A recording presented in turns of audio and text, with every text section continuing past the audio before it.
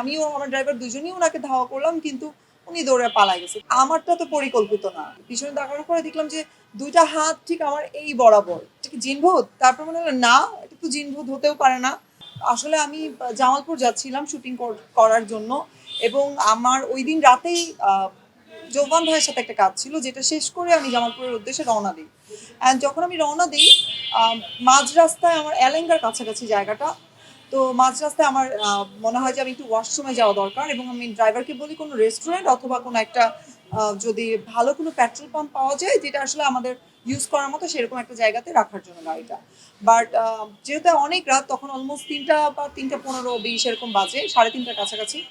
তো আমার ড্রাইভার বাধ্য হয়ে একটা পেট্রোল পাম্পে রাখে। আমার দামটাও মনে নাই পেট্রোল পাম্পের, কারণ আমি ঘুম ঘুম চোখে ছিলাম। স্যান্ডেলিনা সো, রূপচর্চায় আভিজাত্য। তো ওয়াশরুমে যাই, এবং ওয়াশরুমে কিছু সময় পর, লাইক ১ মিনিট পরে যখন আমি ক্লিন হয়ে উঠবো, তখন মনে হচ্ছে যে কিছু একটা পিছনে দাঁড়ায় আছে। আমার এটা কেন যেন মানে আমার কাছে ফিল হচ্ছিল যে আমার পিছনে কেউ একটা দাঁড়িয়ে আছে।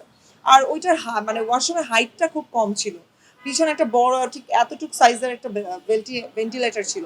সো স্বাভাবিক আমার ওখানে বসে ওঠার সময় আমি পিছন দিকে তাকাই, ভাবে টার্ন করে। পিছনে তাকানোর পরে দেখলাম যে ২ টা হাত ঠিক আমার এই বরাবর, লাইক দিস। তো ফার্স্টে আমি মনে হচ্ছিল ন্যানো সেকেন্ডের মধ্যে ঘটনাটা ঘটে যে এটা কি জিনভূত? তারপর মনে হলো না, এটা তো জিনভূত হতেও পারে না। তো তারপর আমি একটু চিৎকার করি, যে খুব শাউট করি যে আমি আসতেছি, দাঁড়াও, যে আসো ওখানে দাঁড়াও, ওখানেই দাঁড়াও, আমি আসতেছি। তা আমি আরেকটা হাত দিয়ে দরজাটা খুলে আমি দৌড়াই। দৌড়ানোর পরে পিছনে যখন বের হয়ে গেছি, তখন আমার ড্রাইভার দেখলাম যে ও দৌড়ায় বের হয়েছে। আর ও বলতেছিল, আপু পিছন থেকে একজন লোক গেল। আচ্ছা ঠিক আছে, দেখতেছি। তা আমিও আমার ড্রাইভার দুজনেই ওনাকে ধাওয়া করলাম, কিন্তু উনি দৌড়ে পালায় গেছে। তো ওনাকে আর ধরতে পারি নাই। তবে আমি এটা বলার একটাই রিজন ছিল, কারণ রাতের বেলা আমরা অনেকেই এরকম সিচুয়েশনে পড়ি বা ওই ধরনের পেট্রোল পাম্পে যাওয়া হয়। তো সবাই একটু বি কেয়ারফুল থাকবেন। আর এটা আমার সাথে অনেক বাজে ইনসিডেন্ট হতে পারতো।